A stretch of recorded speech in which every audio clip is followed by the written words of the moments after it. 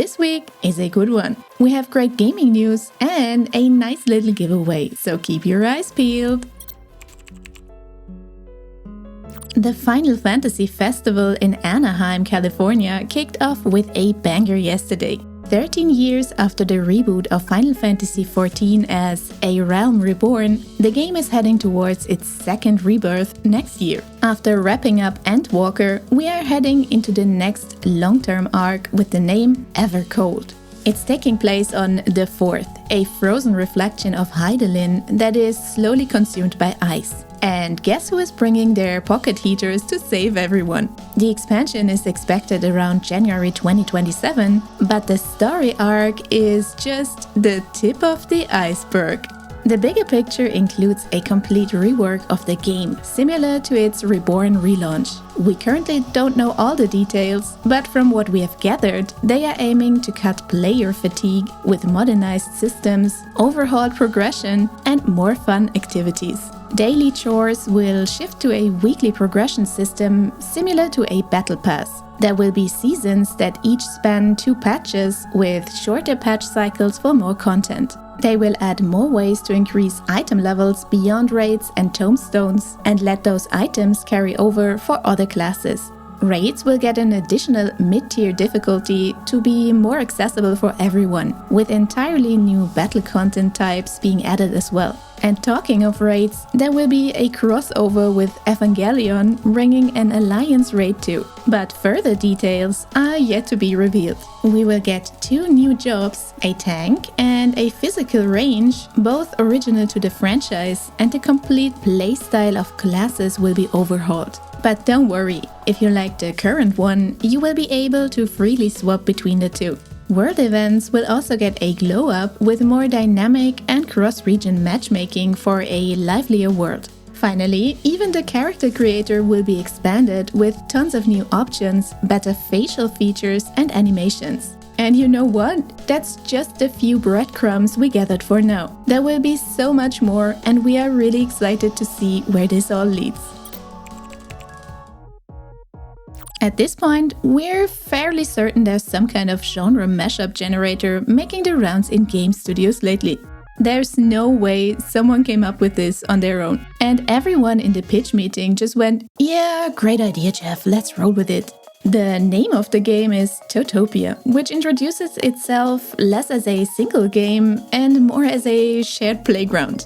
You are dropped into a colorful world dealing with a spreading digital corruption. But saving it is pretty optional. You go when you feel like it. Because why saving a world when you can also spend your time competing, exploring, and more importantly, standing out? There are over 100 maps, ranging from obstacle races to brawls and platforming challenges that let teams for up to 16 people compete against each other. But you're not going in alone. Each player is paired with a small creature companion, and by building that bond, you unlock new movement options and abilities that can completely change how you approach these challenges. Right after a fast-paced tournament, you can step into a social district called Pulse Avenue. Here, you can build and decorate your own space, garden and farming included, naturally. Not the farming type? What about fishing instead? Or maybe we could interest you in running a small cafe?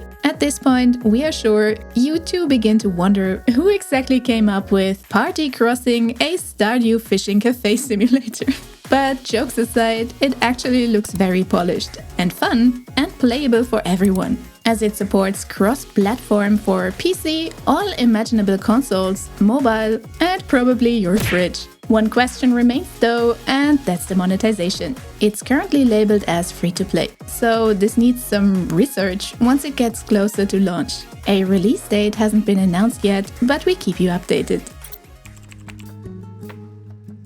Heroes of Might and Magic has been around for longer than some of you, and that's not even an exaggeration. The first release dates back to August 1995 on MS-DOS. You know, the predecessor to Windows? Ah yes, nostalgia. But if that was a bit before your time, or you simply don't have a working DOS machine lying around anymore, you're no longer missing out. Because after years of experiments, Heroes of Might and Magic Olden Era takes a very deliberate step back. And that's exactly the point. Instead of building on newer settings, the game returns to the original world. It acts as a prequel and revisits the classic formula that made the series stand out in the first place. And let's just say this strategy really pays off, with currently over 1.5 million wishlists on Steam. Simply amazing. And the launch isn't far away either, just 5 more days to go. On release, you will get 6 playable factions, each with their own heroes, units, and upgrade paths, keeping the focus on variety and long-term strategy.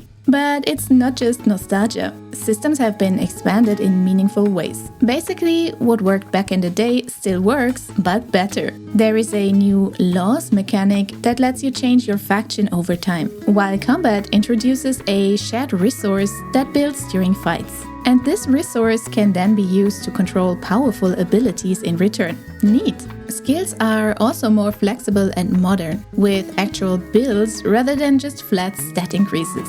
Now multiplayer gets some cool features as well, with simultaneous turns that reduce waiting times, while only switching back when players interact directly. There's also a faster arena-style mode for quick matches, alongside classic options like co-op campaigns and even local hot seat. And if you younglings have never played Heroes of Might and Magic, there is even a demo available. But be warned, it's only single player and thus missing the best part if you ask us.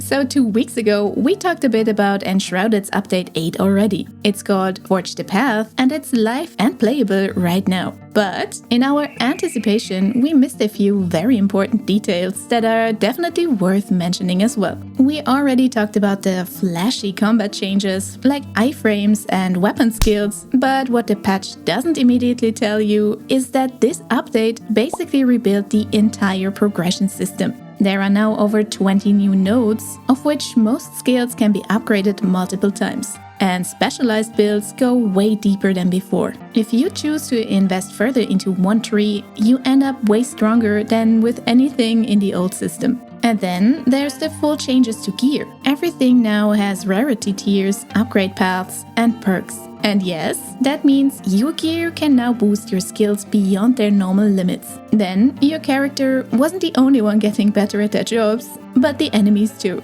They can now hear you hiding in that bush, get suspicious, and search for you. But the times of pulling the entire camp when pulling one bandit are gone. You can now pull them one by one, if you're being stealthy about it, that is. The greatest quality of life update of this patch is the Quick Stack Station, that basically unloads your entire inventory for you. No more running from chest to chest like a squirrel prepping for winter. You can also build and craft directly from storage now. And finally, the early game has been reworked too. We now got faster leveling, better tutorials, and smoother progression, which is great as this was the last update before the 1.0 release later this year. And if you want to get ready for that, we might have something for you. We are giving away 2 copies for Enshrouded as a thank you for your ongoing support.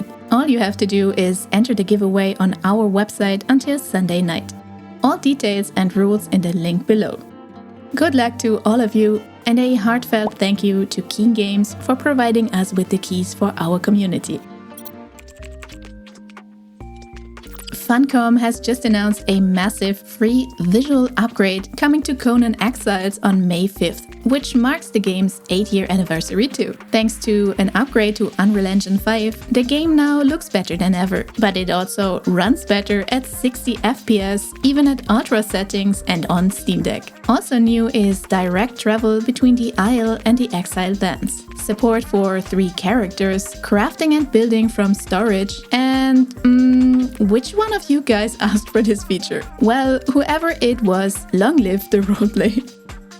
AION 2 has announced the Western version to release this year on Steam and Purple. NCSoft's own launcher. The specific date will follow sometime soon. So far, they have revealed that the game will have servers in North and South America, Europe and Japan, and that it will get 10 localizations including English, German, French, Spanish and Portuguese. Let's just hope they also localize the monetization, because it's not looking too good for now if you've been watching the Korean launch.